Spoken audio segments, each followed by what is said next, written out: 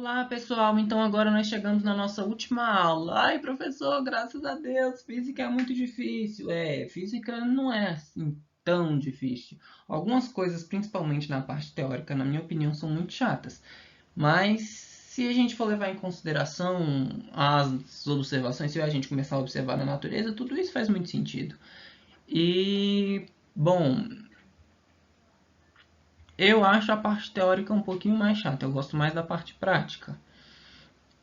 E o problema principal da física, né, pra gente aqui, é que a gente tem uma certa dificuldade com cálculos, né? A gente tem certa dificuldade para entender cálculos, como por exemplo, ai professor, que horas a gravidade vai ser negativa, que horas a gravidade vai ser positiva? Bom, tudo aquilo que estiver atrapalhando geralmente tende a ser negativo, né? Ele tende a fazer força, tudo que aquilo que tiver força contrária vai ser negativo, tudo aquilo que tiver ajudando, que tiver ajudando a realizar os conceitos, ele vai ser positivo. Ai, professor, eu tenho que prestar muita atenção nas coisas. Então, sim, a gente tem que prestar bastante atenção. A física ela é uma ciência que exige muito detalhe.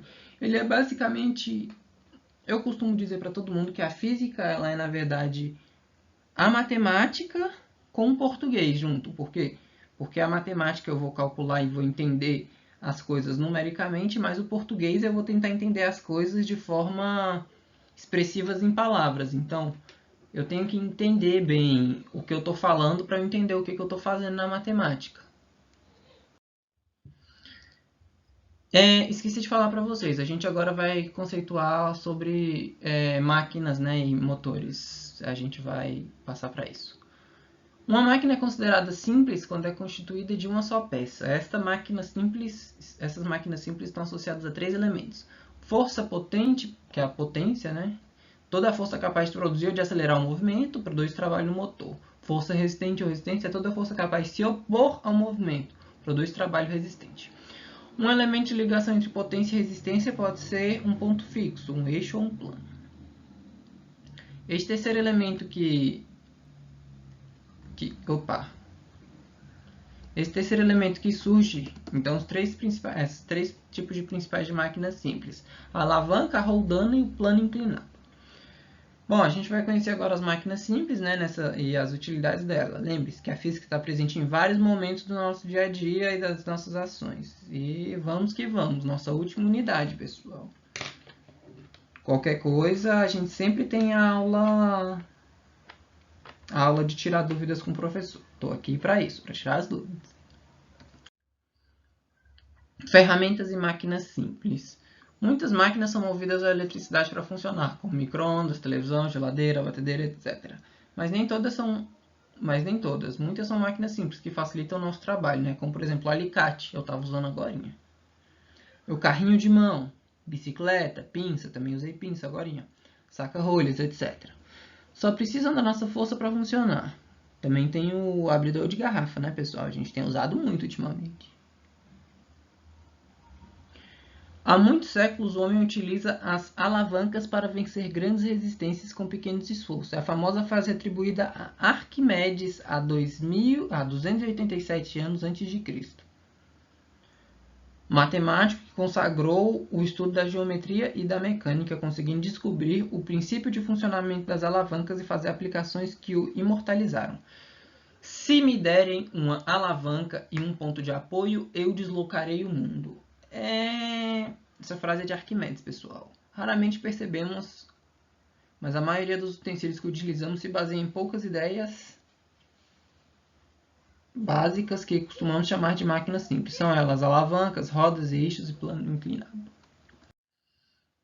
Bom, quantas vezes você precisou levantar algo pesado e sentiu dificuldade de fazê-lo? Para essas tarefas, né, importantes no nosso dia a dia é que existem as alavancas. Com um ponto de apoio e uma barra, nosso amigo constrói uma alavanca para facilitar o seu trabalho. A força que ele faz de uma ponta é aplicada no outro lado da barra. Arquimedes, após realizar grandes números de experiências, chegou à conclusão de que quando uma alavanca está em equilíbrio, os valores da força F1 e F2 da distância D1 e D2 obedecem à relação F1 vezes S2, F1 vezes D1 é igual a F2 vezes D2. A a primeira força vezes o primeiro deslocamento é igual a segunda força vezes o segundo deslocamento. Arquimedes também percebeu que por meio que fosse a força F2, por exemplo, seria possível equilibrá-lo. Para isto, bastaria aumentar o suficiente a distância de D1. O segredo da alavanca é ter dois braços de tamanho diferentes. No braço maior fazemos a força e no outro colocamos a carga. Esse truque é usado com algumas adaptações. Em diversos equipamentos, usamos para as mais variadas tarefas. Embora a maior parte das alavancas possua apoio entre a carga e a força, você pode imaginar outras posições para o ponto de apoio. Num carrinho de pedreiro, por exemplo, a carga é colocada entre o ponto de apoio e o ponto onde fazemos a força do braço maior. A força do braço maior, braço menor. Olha aqui o exemplo de alavancas, pessoal. Uma tesoura, o ponto de apoio é aquele prego. Nós aplicamos a força aqui onde entram os dedos, né, que é o braço menor. E no braço maior, né, que são as pontas da tesoura, é onde a gente aplica onde a força é aplicada. Olha um espremedor de frutas aqui, um espremedor de limão, um espremedor de alho, etc. O apoio está bem na ponta. A gente só vai ter um braço grande, então, ó, em que a nossa força vai ser aplicada aqui e a força maior, a gente potencializa a nossa força aqui. Um pegador aqui, um martelo, ó. O braço menor está puxando o prego, o braço maior a gente está segurando para arrancar esse prego. No carrinho de mão, o ponto de apoio está exatamente na roda. Uma vara de pescar, o ponto de apoio está na ponta da vara, onde a gente não pega.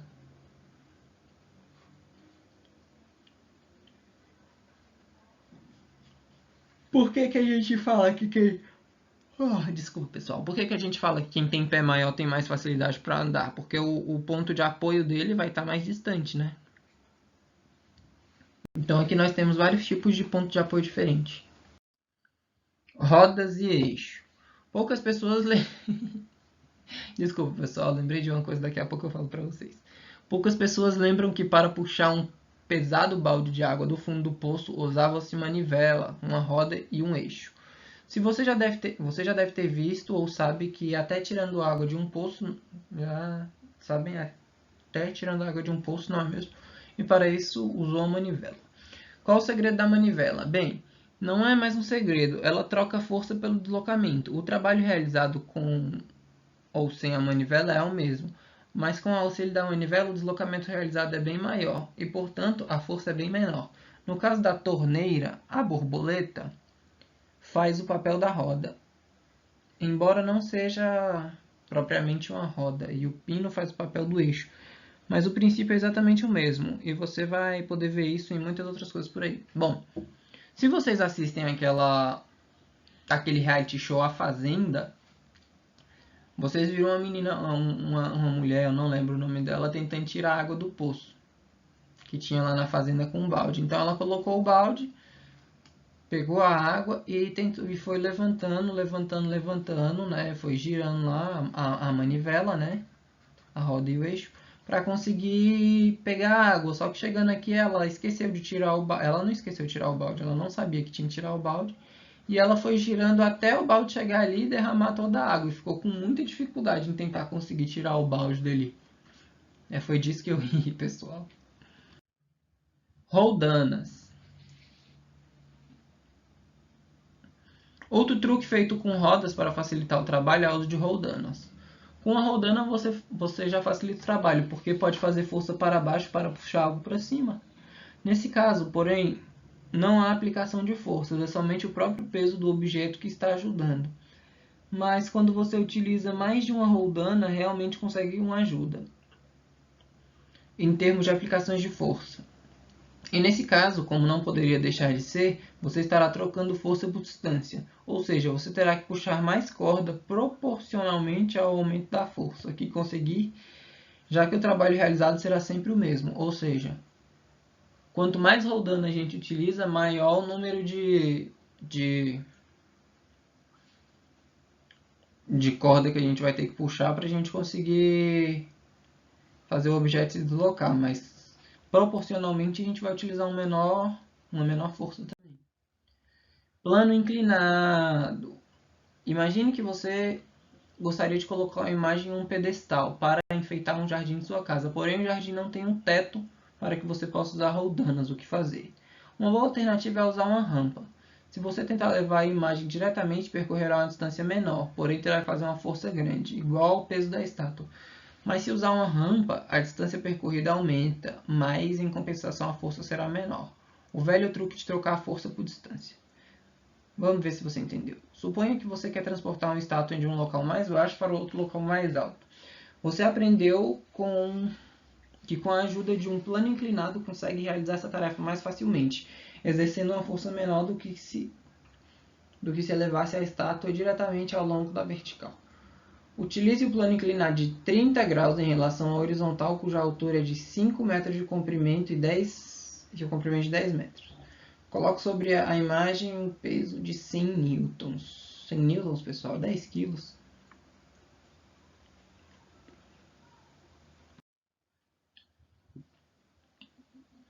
Bom,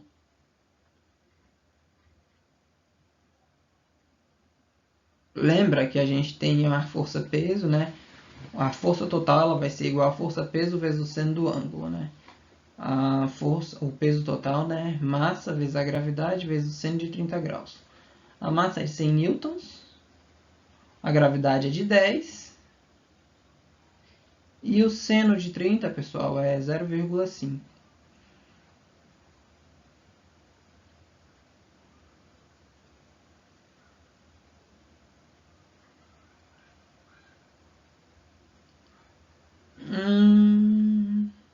Pessoal, essa conta aqui tá bem erradinha, viu?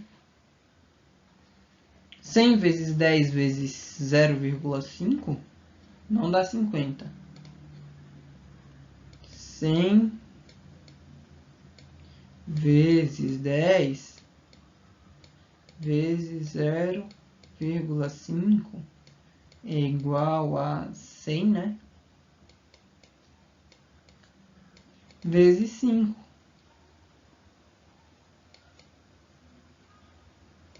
Que é igual a 500 newtons.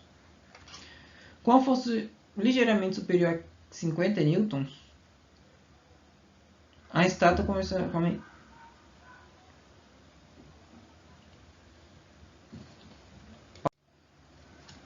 pessoal, isso está esquisito, mas enfim.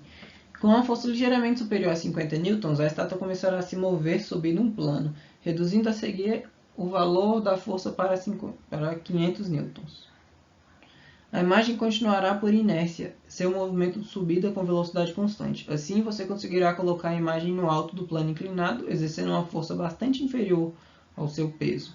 Se a inclinação fosse diferente no intervalo, o valor da força seria diferente, mas sempre menor que o peso da imagem.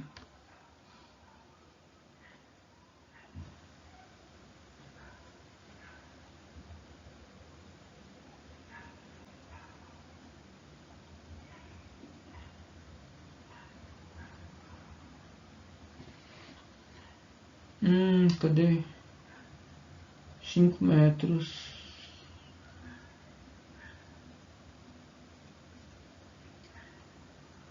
A massa é de...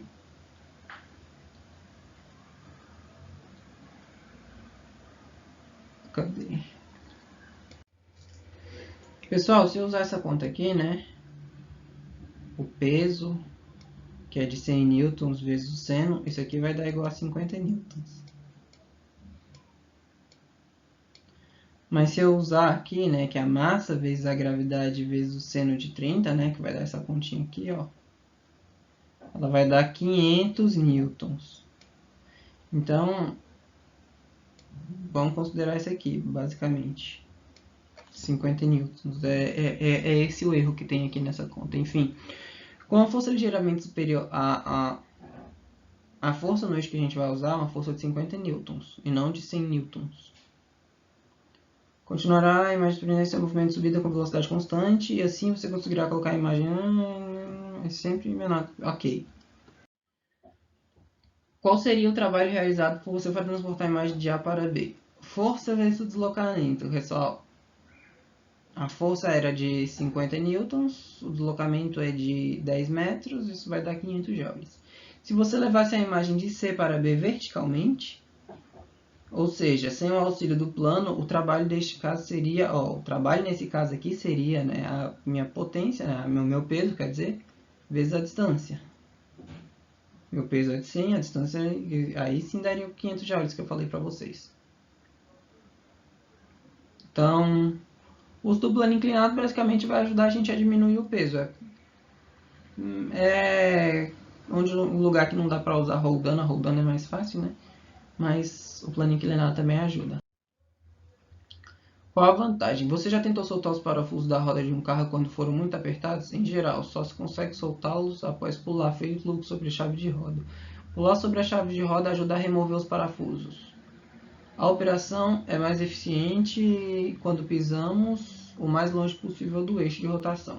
Um recurso menos espalhafatoso é usar uma chave com um cabo maior, que permita aumentar o braço da força e, consequentemente, o torque. Para soltar o parafuso com as mãos sem a chave de rodas, precisaríamos de muita força, mas quantas vezes mais força?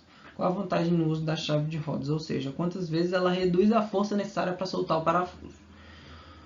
Quando você utiliza uma ferramenta, está obtendo algo que chamamos de vantagem mecânica. Essa vantagem nada mais é do que uma ampliação da força que você consegue. No caso de uma alavanca, por exemplo, se o braço curto for metade do braço longo, sua força será ampliada 2 vezes. Assim você terá uma vantagem mecânica igual a 2. No caso das rodas com eixo, basta medir o diâmetro da roda do eixo. Em uma torneira, isso seria igual ao comprimento da borboleta, dividido pela espessura do pino, que pode ser, por exemplo, 9 vezes menor. Isso quer dizer que a sua força ampliada 9 vezes é 9 vezes. Esse é o valor de sua vantagem mecânica. No plano inclinado, basta comparar o comprimento da rampa com a altura, dividindo um pelo outro. Você tem a vantagem mecânica. Deu para entender, pessoal? Espero que sim. E por fim a aula acabou e agora só na nossa aula presencial.